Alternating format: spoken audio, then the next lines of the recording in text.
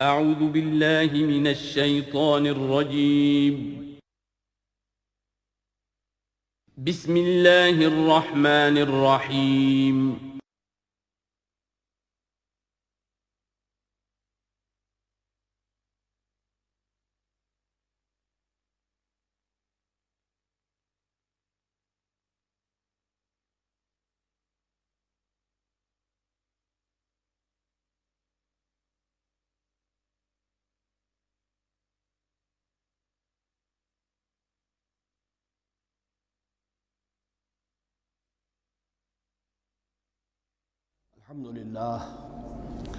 الحمد للہ وکفا والصلاة والسلام علی عباده الذین اصطفى اما بعد فاعوذ باللہ من الشیطان الرجیم بسم اللہ الرحمن الرحیم وَإِذْ قَالَ رَبُّكَ لِلْمَلَائِكَةِ إِنِّي جَاعِلٌ فِي الْأَرْضِ خَلِيفَةً قالوا وتجعل فيها من يفسد فيها ويسفك الدماء ونحن نسبح بحمدك ونقدس لك قال إني أعلم ما لا تعلمون صدق الله العظيم رب اشرح لي صدري ويسر لي أمري واحلل عقدة من لساني يفقهوا قولي۔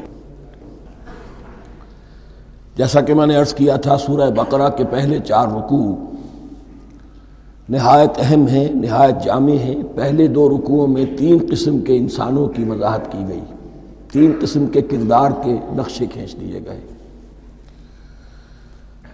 تیسرے رکوع میں قرآن مجید کی دعوت کا خلاصہ آ گیا، توحید فی العقیدہ، توحید فی العمل، یعنی عبادت اللہ کی، ایمان بالرسالت، قرآن مجید کو منزل من اللہ کلام ماننا۔ اس میں اگر شک ہے تو جو بھی چیلنج تھا، اگر واقعتاً تمہیں شک ہے، حقیقت میں شک نہیں ہے، لیکن جیسا کہ تم کہہ رہے ہو کہ تمہیں شک ہے تو کوشش کرو اس کے مقابلے کی ایک صورت بنا لاؤ۔ پھر آخرت، جنت اور دوزخ، ان دونوں کا تذکرہ ہو گیا۔ پھر ایک خاص مسئلہ جو قرآن مجید کے اسلوب پر اعتراض کی شکل میں آیا کہ اس میں مچھر جیسی حقیر شے کا بھی تذکرہ ہے، اس کی حکمت بیان کر دی گئی کہ تشبیہ اور تمثیل میں ظاہر بات ہے کہ ممثل لہو اور ممثل بہی میں مناسبت چاہیے۔ جس چیز کے لیے تمثیل بیان کی جا رہی ہے، جس شے سے تمثیل بیان کی جا رہی ہے، ان میں مناسبت ہونی چاہیے، اس میں عظیم یا حقیر کا کوئی سوال نہیں۔ پھر یہ بات کہ جن لوگوں کے دلوں میں زیغ ہے، کجی ہے، وہ اس قرآن سے بھی ان کی ضلالت میں، گمراہی میں اضافہ ہوگا۔ جو لوگ طالب حق ہیں ان کو یہ قرآن مجید ہدایت دے گا، اور کن کو اللہ گمراہ کرتا ہے؟ جو سرکش ہے، جو نمبر 1 اللہ سے جو عہد کر کے دنیا میں آئے تھے اس کی خلاف ورزی کر رہے ہیں اور صلہ رحمی کے بجائے قطع رحمی کرتے ہیں۔ اس کے بعد ایک بہت اہم فلسفیانہ بات آ گئی، اور اسی کے ضمن میں میں نے اصل میں یہ ساری بات دہرائی ہے۔ میں نے کہا تھا کہ یہ بات واضح ہوگی آگے جا کر سورہ غافر میں۔ پھر ذہن میں لائیے کہ جب یہ صورت نازل ہوئی ہے، سورہ غافر نازل ہو چکی تھی، لہذا یہاں اجمالی تذکرہ ہے، وہاں تفصیلی تذکرہ ہے۔ اہل جہنم کا قول نقل ہوا ہے، ربنا امتنا اثنتین واحییتنا اثنتین فاعترفنا بذنوبنا فہل الی خروج من سبیل۔ اے اللہ، تو نے 2 مرتبہ ہم پر موت وارد کی، 2 مرتبہ ہمیں زندہ کیا، اب ہم نے اپنے قصور تسلیم کر لیے، تو اب یہاں سے بھی کوئی اور مرحلہ ہے یا نہیں؟ یہاں سے نکلنے کا بھی کوئی راستہ ہے یا نہیں؟ اس سے حقیقت یہ واضح ہوئی، انسان کی تخلیق اول ہوئی عالم ارواح میں، صرف ارواح کی حیثیت سے، اور حدیث میں آتا ہے الارواح جنود مجندہ، لشکروں کی شکل، تمام انسان۔ ان سے عہد لیا گیا الست بربکم قالوا بلا، پھر سلا دیا گیا ارواح کو۔ یہ گویا کہ پہلی موت تھی جو ہم گزار آئے۔ پھر عالم خلق کا مرحلہ آیا۔ عالم خلق میں یہ تناسل کے ذریعے سے رحم مادر میں جب ایک جنین تیار ہوتا ہے تو ایک حدیث ہے، حضرت عبداللہ ابن مسعود سے 4 مہینے کا جب جنین ہو جاتا ہے تو اس کے بعد وہ روح لا کر اس میں پھونک دی جاتی ہے. یہ گویا کہ احیاء اولا ہو گیا، پہلی مرتبہ کا زندہ کیا جانا، پہلی موت کی نیند سے جگا دیا گیا. اے تازہ واردان بساط ہوائے دل، اب ہم اس دنیا میں اس جسد کے ساتھ زندہ ہوئے، اب پھر موت آئے گی، جسد یہی چلا جائے گا جہاں سے آیا تھا، روح جہاں سے آئی تھی وہاں واپس جائے گی. ثم یمیتکم ثم یحییکم ثم الیہ ترجعون، پھر تمہیں اللہ کی طرف لوٹا دیا جائے گا. یہ ہے بہت گہرا نقطہ فلسفہ دین کا. اس کے بعد مضمون شروع ہو رہا ہے خلافت کا، جس کا اجمالی جو ہے تذکرہ تیسرے رکوع کی آخری آیت میں آ گیا. هو الذی خلق لکم ما فی الارض جمیعا، زمین میں جو کچھ ہے اے انسانوں تمہارے لیے پیدا کیا گیا. اسی کے ساتھ جڑتا ہوا مضمون اب خلافت کا آ رہا ہے. وَإِذْ قَالَ رَبُّكَ لِلْمَلَائِكَةِ إِنِّي جَاعِلٌ فِي الْأَرْضِ خَلِيفَةً، اور یاد کرو جب کہ کہا تھا تمہارے رب نے فرشتوں سے میں بنانے والا ہوں زمین میں ایک خلیفہ. اب خلیفہ کی حقیقت کو سمجھیے. خلیفہ کسے کہتے ہیں؟ نائب. عام طور پر لوگوں کو مغالطہ ہوتا ہے کہ خلیفہ جانشین جو ہے وہ تو کسی کے موت کے بعد ہوتا ہے، زندگی میں تو نہیں ہوتا. لیکن یہاں اصل میں ہمارے لیے بہت آسان ہے. انسان کی جو اصل حقیقت ہے اس دنیا میں، اس کو سمجھنے کے لیے یوں سمجھیے کہ ہم آج سے 50 سال پہلے انگریز کے غلام تھے. ہمارا بادشاہ یا ملکہ انگلستان میں تھا یا تھی. دہلی میں وائس رائے ہوتا تھا. وائس رائے کا کام کیا ہے؟ جو حکم آیا ہے ہز میجسٹیز گورنمنٹ کا یا ہر میجسٹیز گورنمنٹ کا جو حکم آیا ہے بلا چون و چرا، بغیر کسی تغیر اور تبدل کے نافذ کرے. ہاں جہاں کوئی حکم وہاں سے نہیں ہے تو یہاں کے حالات میں بہترین اپنی رائے قائم کرے، غور و فکر کرے، یہاں کی مصلحتیں کیا ہے. جو چیز بھی امپائر کی مصلحت میں ہو اس کے مطابق فیصلہ کر سکتا ہے. بین ہی یہی رشتہ ہے. اللہ ہے لیکن اللہ نے اپنے آپ کو غیب کے پردے میں چھپا لیا ہے. زمین پر انسان ہے. اب انسان کا کام یہ ہے جو ہدایت آ رہی ہے اللہ کی طرف سے اس پر تو بے چون و چرا عمل کرے. جہاں کوئی ایکسپریس ہدایت نہیں ہے، کوئی واضح ہدایت نہیں ہے، وہاں اپنے بیسٹ ججمنٹ کو ایکسرسائز کرے. اسی کا نام اجتہاد ہے.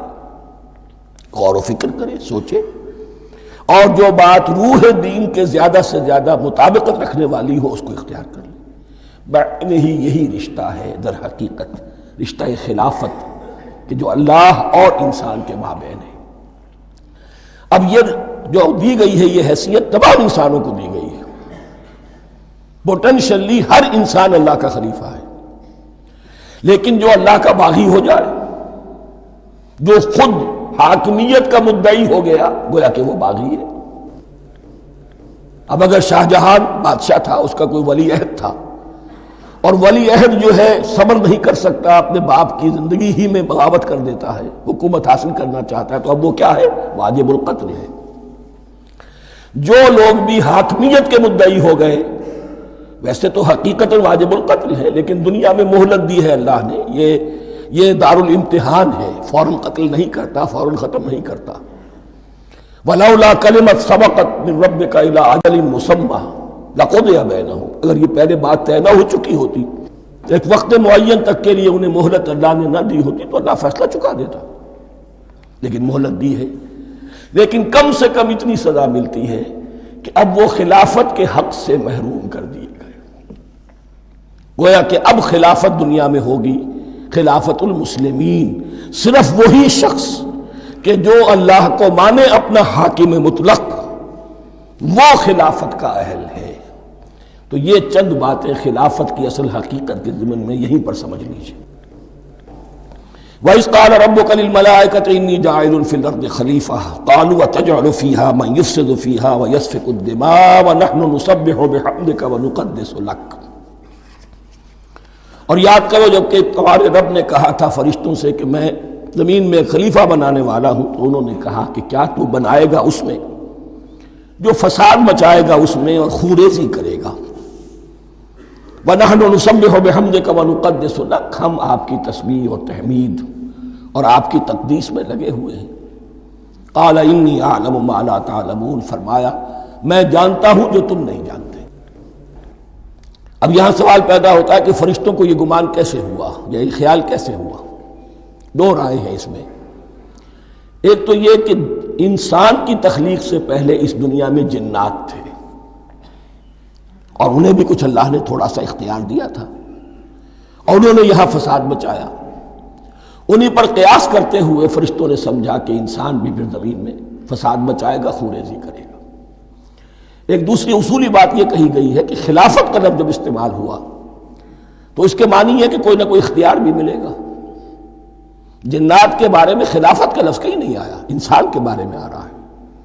خلیفہ بالکل بے اختیار نہیں ہوتا، جیسا کہ میں نے عرض کیا، جہاں واضح حکم ہے تو اس کی تو تنفیذ، جہاں نہیں ہے وہاں اپنی رائے سے جتنا بھی بہتر سے بہتر سوچ سکتا ہو انسان رائے قائم کرے۔ یہ اختیار جو ہے، ظاہر بات ہے جہاں اختیار ہوگا صحیح استعمال ہونے کا بھی امکان ہے، غلط استعمال ہونے کا بھی امکان ہے۔ اختیار تو بلکہ یہ کہ آپ کا پولیٹیکل سائنس کا تو ایکسیم یہ ہے، authority turns to corrupt and absolute authority corrupts absolutely۔ تو ٹینڈنسی کرپشن کی ہوتی ہے اختیار کے اندر۔ اس بنا پر انہوں نے قیاس کیا کہ اس میں فساد ہوگا، خوریزی ہوگی۔ اللہ تعالیٰ نے فرمایا اپنی حکمتوں سے میں خود واقف ہوں، میں کیوں بنا رہا ہوں یہ میں جانتا ہوں، تم نہیں جانتے۔ وَعَلَّمَ آدَمَ الْأَسْمَاءَ كُلَّهَا، اور اللہ نے سکھا دیے آدم کو تمام کے تمام نام۔ اب اس میں بھی ایک رائے تو یہ ہے، بلکہ اس میں تقریباً اجماع ہے مفسرین کا، کہ اس سے مراد ہے تمام اشیاء کے نام، اور تمام اشیاء کے نام سے مراد ہے ان کی حقیقت کا علم۔ ہیومن نالج جو ہے، اگر آپ اس کا تجزیہ کریں گے تو وہ یہی ہے کہ انسان ایک چیز کو پہچانتا ہے، پھر اس کے لیے ایک نام رکھتا ہے یا کوئی ٹرم اس کے لیے قائم کرتا ہے۔ اس نام یا ٹرم اور اس کے حوالے سے، اصطلاح کے حوالے سے بہت سے حقائق کو اپنے ذہن کے اندر محفوظ کرتا ہے۔ تو گویا کہ ان علمہ آدم الاسماء کلہا، تمام نام سکھا دیے کل مادی کائنات کے اندر جو کچھ وجود میں آنے والا تھا، ان سب کی حقیقت سے پوٹینشلی حضرت آدم کو آگاہ کر دیا۔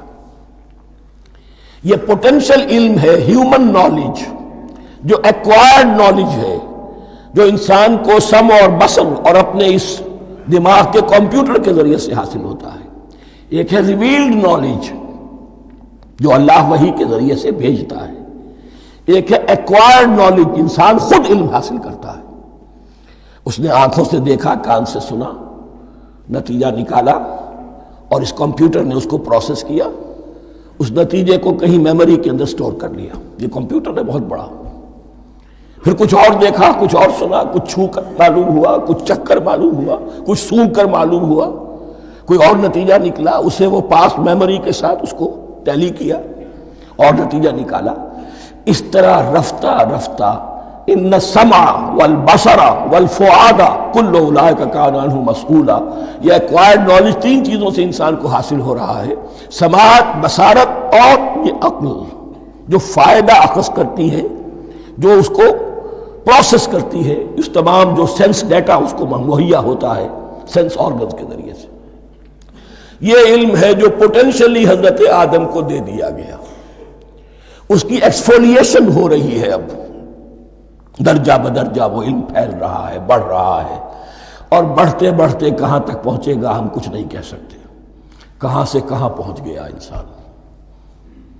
اس نصف صدی کے اندر علم انسانی میں جو ایکسپلوژن ہوا ہے، میں اور آپ اس کا تصور تک نہیں کر سکتے۔ اکثر بڑے بڑے جو سائنسدان ہیں انہیں تصور نہیں ہے، اس لیے کہ ایک شخص اپنی لائن فزکس کے بارے میں جانتا ہے کیا کچھ ہو گیا، یا فزکس کی بھی کسی شاخ کے بارے میں جانتا ہے، باقی دوسری جو لائن ہے اسے کچھ پتہ نہیں۔ اسپیشلائزیشن کا دور ہے، لہذا جو ایکسپلوژن کہا جائے، دھماکہ ہوا ہے علم کا، اس کا کوئی اندازہ نہیں ہے ہمارے۔ اور کس تیزی کے ساتھ وہ چیز آگے بڑھ رہی ہے، کس تیزی کے ساتھ ایک چیز آج جو ایجاد ہوئی چند دنوں کے اندر اندر اس کے بعد اس کا نیا کوئی ورشن آ جاتا ہے اور یہ چیز جو ہے آبسولیٹ ہو جاتی ہے۔ کمیونیکیشن کے اندر جو انقلاب عظیم برپا ہوا ہے، تو آپ یہ سمجھیے کہ اقبال نے جو شعر کبھی کہا تھا کہ عروج آدم خاکی سے انجم سہمے جاتے ہیں کہ یہ ٹوٹا ہوا تارا مہ کامل نہ بن جائے، اور یہ مہ کامل بنے گا کب؟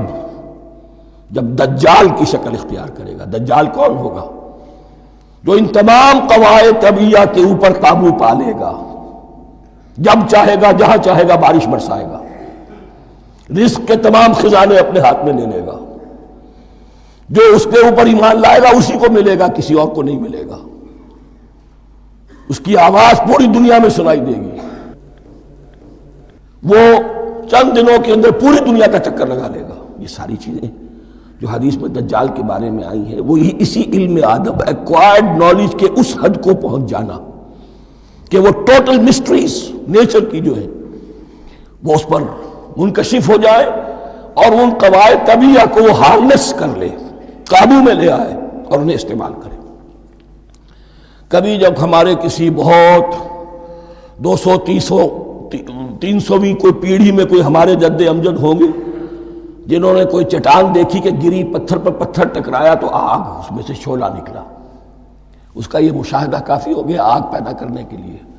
پتھروں کو ٹکراؤ آگ پیدا کر لو، یہ اس دور کی سب سے بڑی ایجاد تھی، آگ، انرجی۔ اب وہ انرجی کہاں سے کہاں پہنچی، وہ آگ نے بھاپ کی شکل اختیار کی، پھر ہم نے بجلی ایجاد کی، اور کب کیا ہے ایٹمک انرجی ہے اور نہ معلوم کیا کیا ہے، واللہ اعلم۔ ان تمام چیزوں کا تعلق ہے خلافت ارضی کے ساتھ، لہذا فرشتوں کو جو بتایا گیا وہ یہ ہے کہ آدم کو علم بھی دیا جا رہا ہے، صرف اختیار ہی نہیں دیا جا رہا، علم دیا جا رہا ہے۔ وَعَلَّمَ آدَمَ الْأَسْمَاءَ كُلَّهَا ثُمَّ عَرَضَهُمْ عَلَى الْمَلَائِكَةِ، پھر ان تمام اشیاء کو پیش کیا فرشتوں کے سامنے۔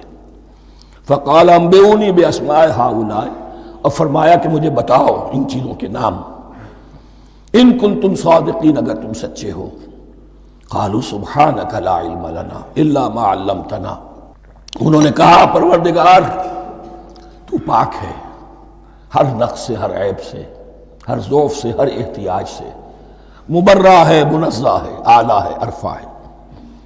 لا علم لنا الا ما علمتنا، ہمیں کوئی علم حاصل نہیں سوائے اس کے جو تو نے ہمیں سکھا دیا ہے۔ اس کی تعبیر یہی بہتر معلوم ہوتی ہے کہ ملائکہ کی حیثیت در حقیقت اس کائناتی جو حکومت ہے اللہ کی، آفاقی حکومت،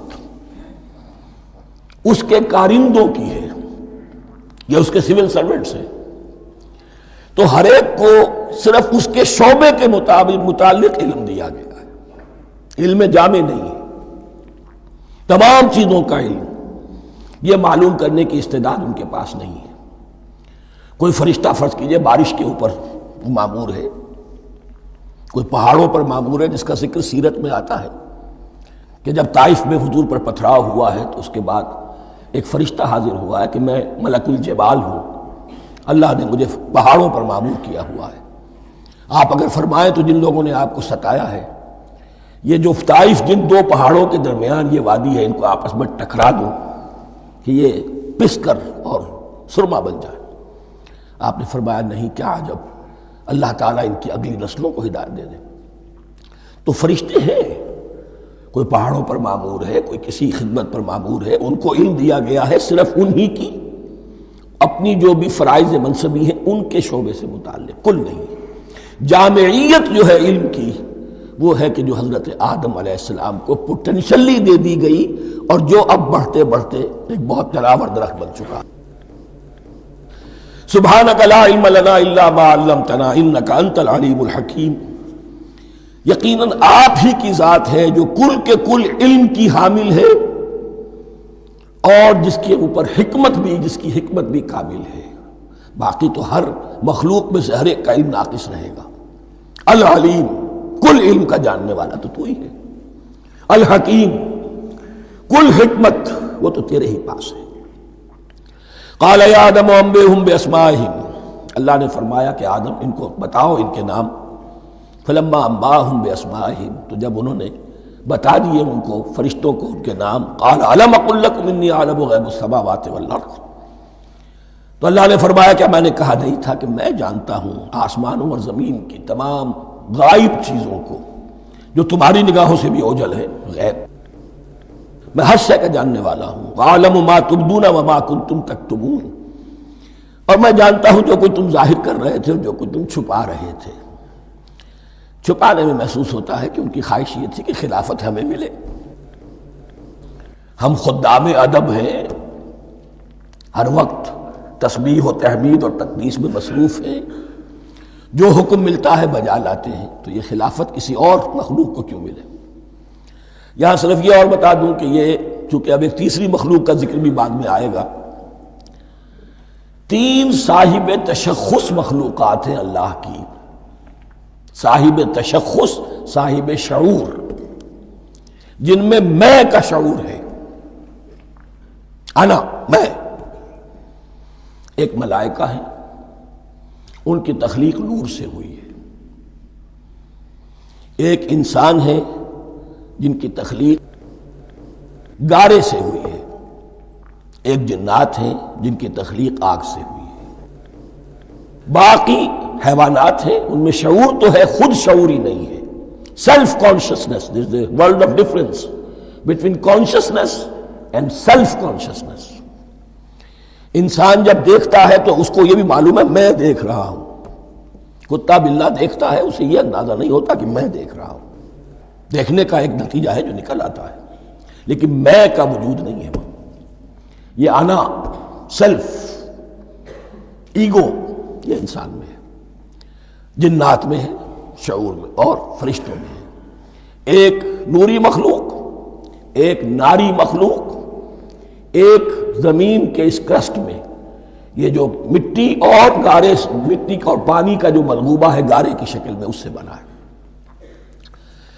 قال يا آدم انبئهم بأسمائهم فلما انبأهم بأسمائهم قال ألم أقل لكم إني أعلم غيب السماوات والأرض وأعلم ما تبدون وما كنتم تكتمون وإذ قلنا للملائكة اسجدوا لآدم فسجدوا إلا إبليس. اور یاد کرو جب کہ ہم نے کہا فرشتوں سے سجدہ کرو سب کے سب آدم کو، جھک جاؤ آدم کے سامنے. فسجدوا، ان سب نے سجدہ کیا. الا ابلیس، سوائے ابلیس کے. پہلی بات تو یہ سمجھیے کہ تمام ملائکہ کے سجدے کی ضرورت کیا تھی. کیا یہ صرف تعظیماً تھا؟ اور تعظیماً اگر تھا تو کیا آدم خاکی کی تعظیم تھی یا کسی اور شے کی تعظیم تھی؟ مکی صورتوں میں یہ بات 2 جگہ واضح کی گئی ہے. فَإِذَا سَوَّيْتُهُ وَنَفَخْتُ فِيهِ مِن رُوحِي فَقَعُوا لَهُ سَاجِدِينَ.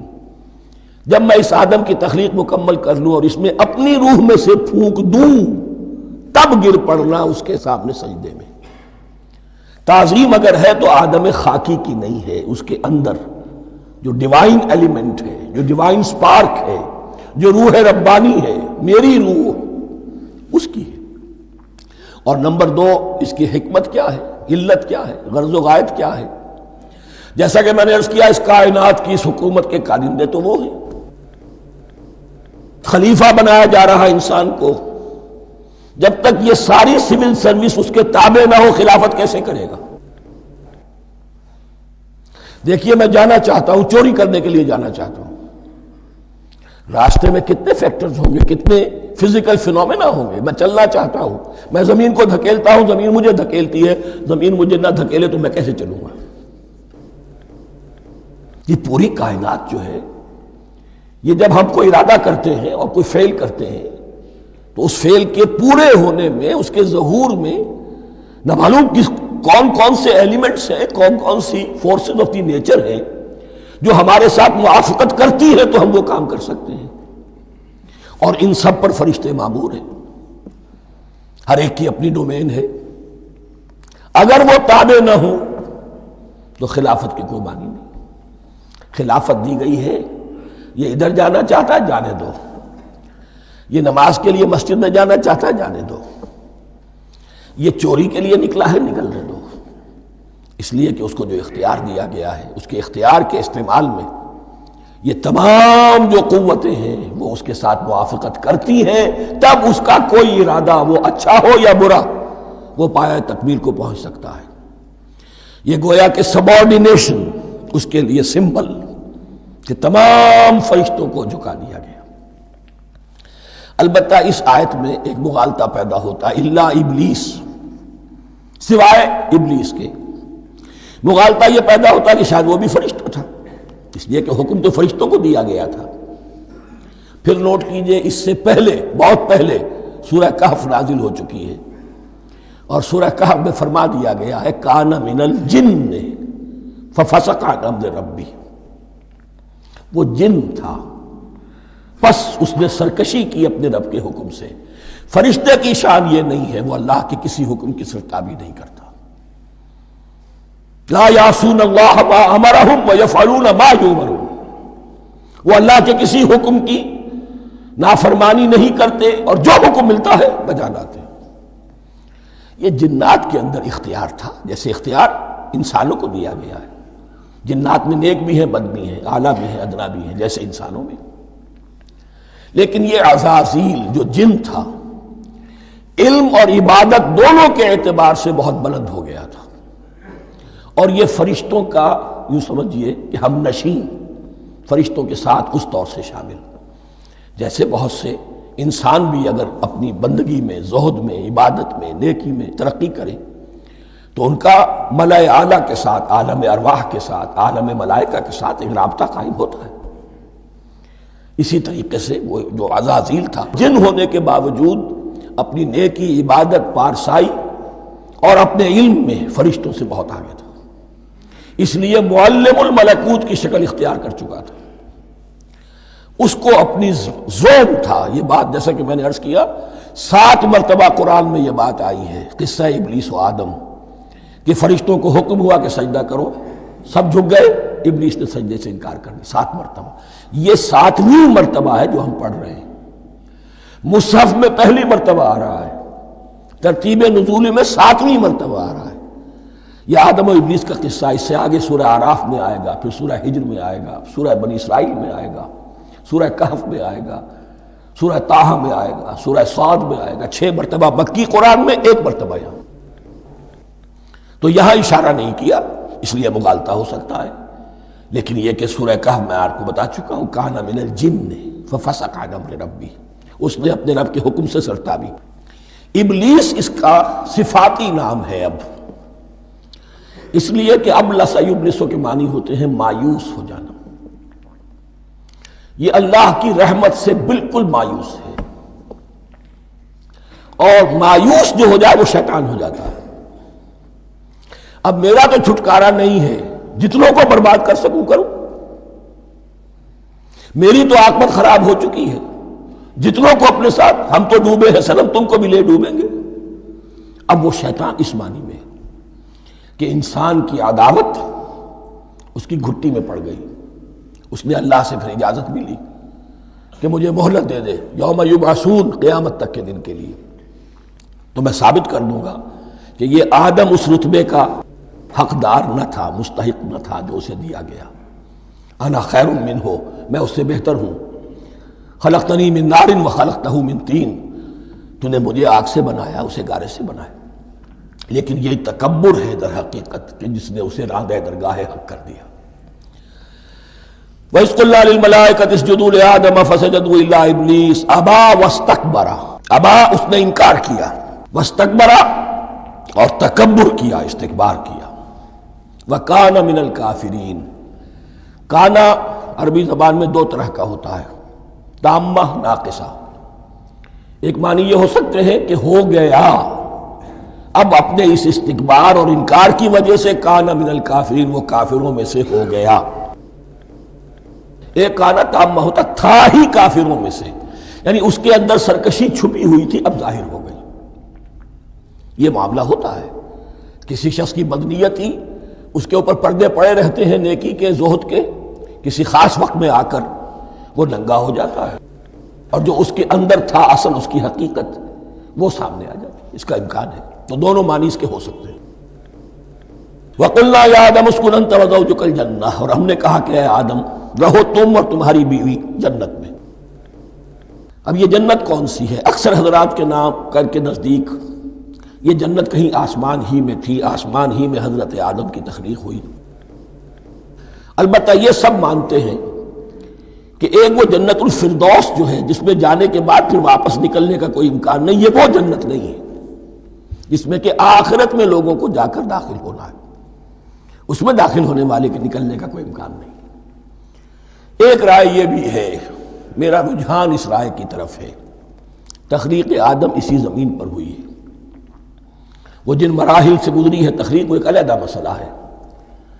بایولوجی اور وحی دونوں اس پر متفق ہیں کہ مٹی سے، کرسٹ آف دی ارتھ سے انسان بنا ہے، اس پر اتفاق ہے، قرآن کا بھی اور بایولوجی کا بھی، جدید علم الحیوانات کا بھی، علم الحیات کا۔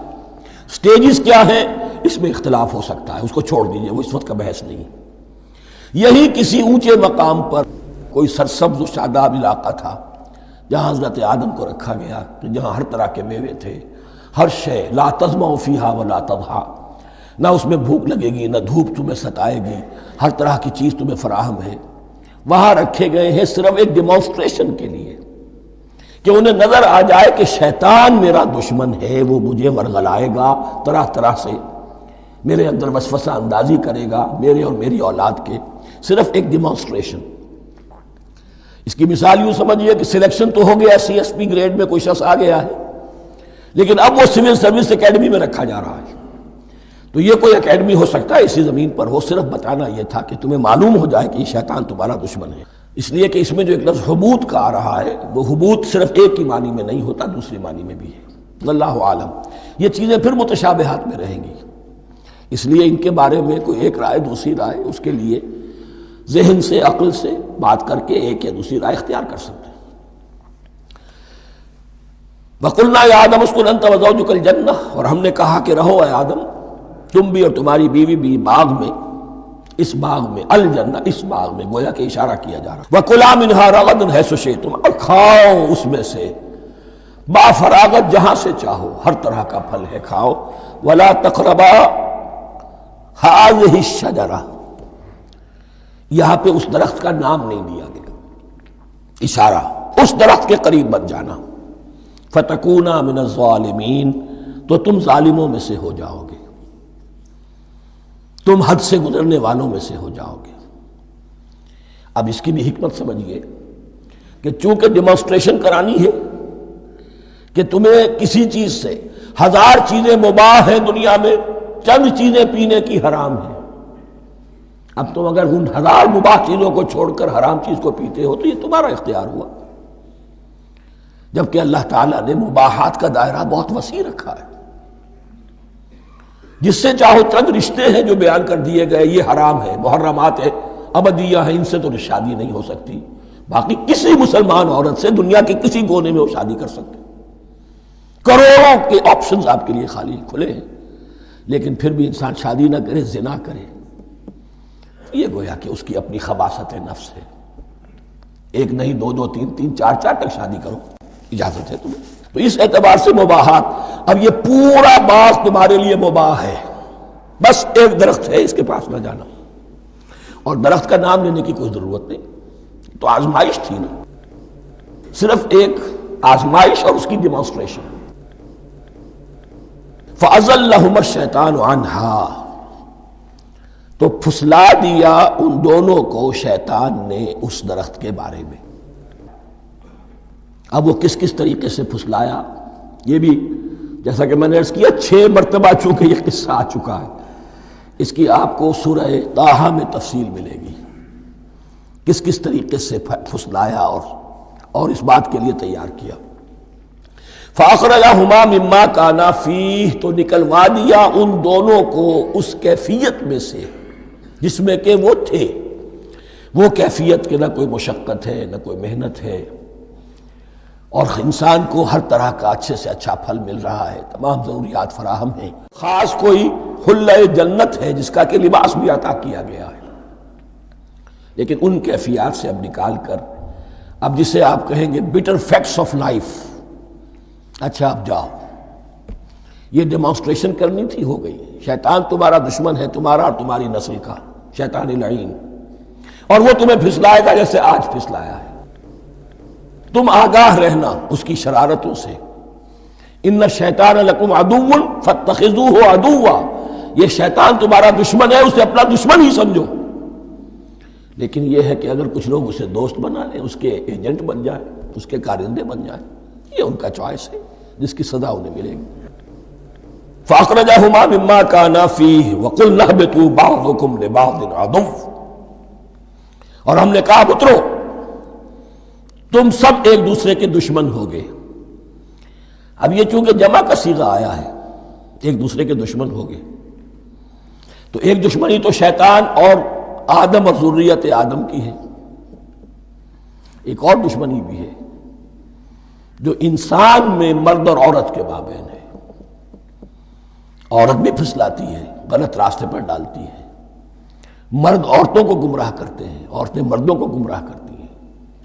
قرآن مجید میں کہا گیا یا ایھا الذین آمنوا ان من ازواجکم واولادکم عدوا لکم فاحذروہم، اہل ایمان چوکنے رہو، چوکس رہو، تمہاری بیویوں اور اولاد میں سے تمہارے دشمن ہیں، بچ کر رہو، کیپ الرٹ،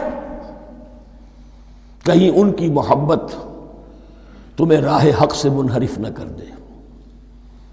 تم ایک اچھا کام کرنا چاہتے ہو، بیوی رکاوٹ بن گئی، بیوی کو اچھا کام کرنا چاہتی، شوہر رکاوٹ بن گیا، تو یہ محبت نہیں ہے، یہ عداوت ہے۔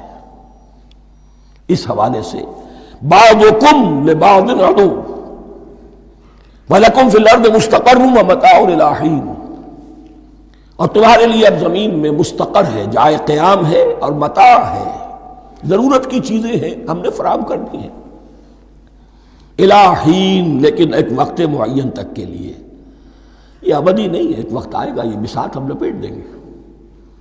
یوم نطوی السماء کطی السجل للکتب، جس دن کہ ہم تمام فضاؤں کو اور تمام خلاؤں کو، تمام آسمانوں کو اس طرح لپیٹ لیں گے جیسے کتابوں کا تمار لپیٹ لیا جاتا ہے۔ ایک وقت آئے گا، یہ تخلیق الی اجل مسمى ہے، الی حین ہے۔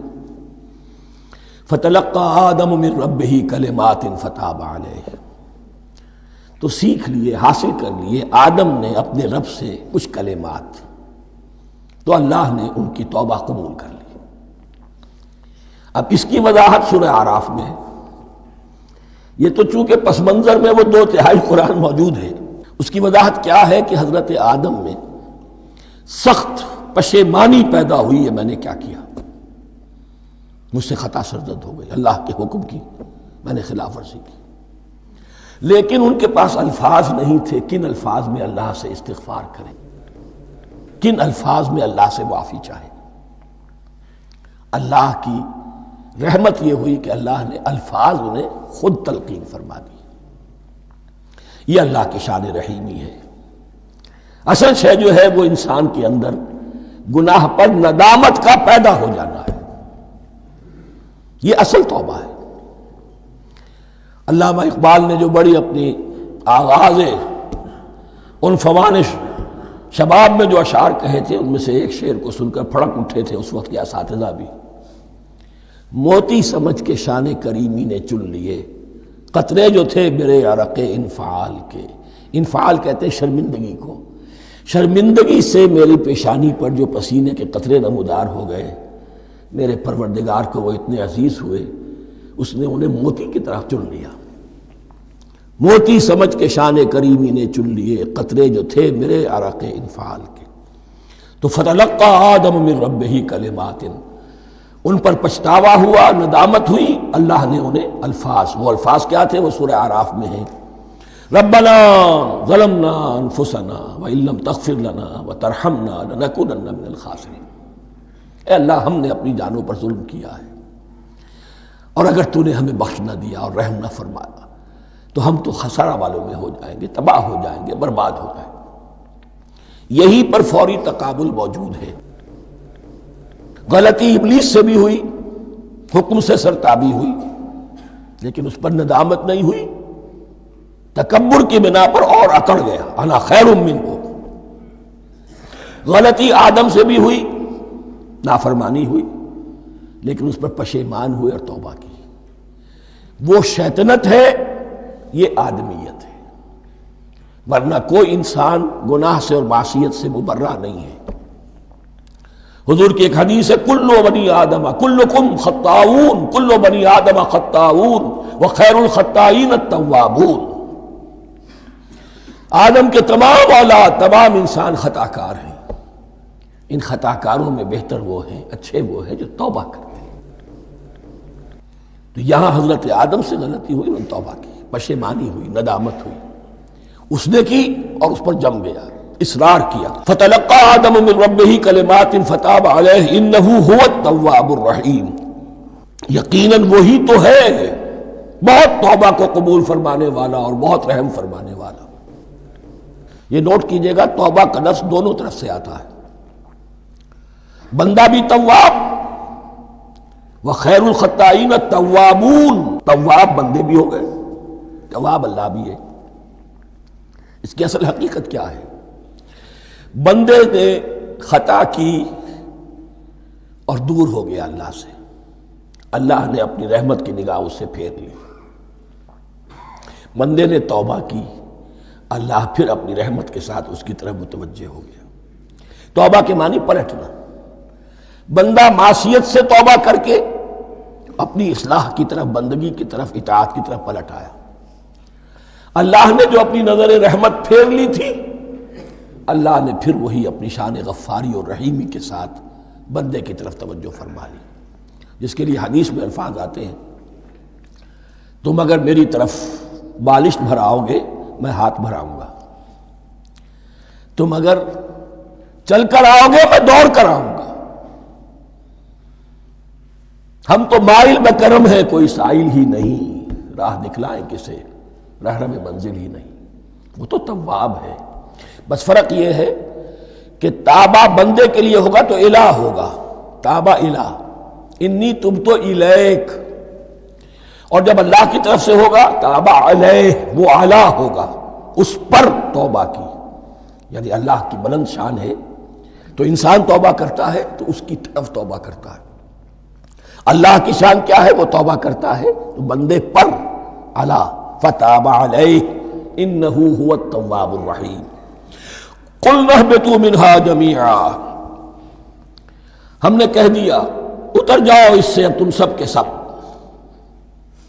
فَإِمَّا يَأْتِيَنَّكُم مِّنِّي هُدًى، اب یہاں لفظ آیا اہبطوا، یہاں بھی پہلے بھی آیا ہے۔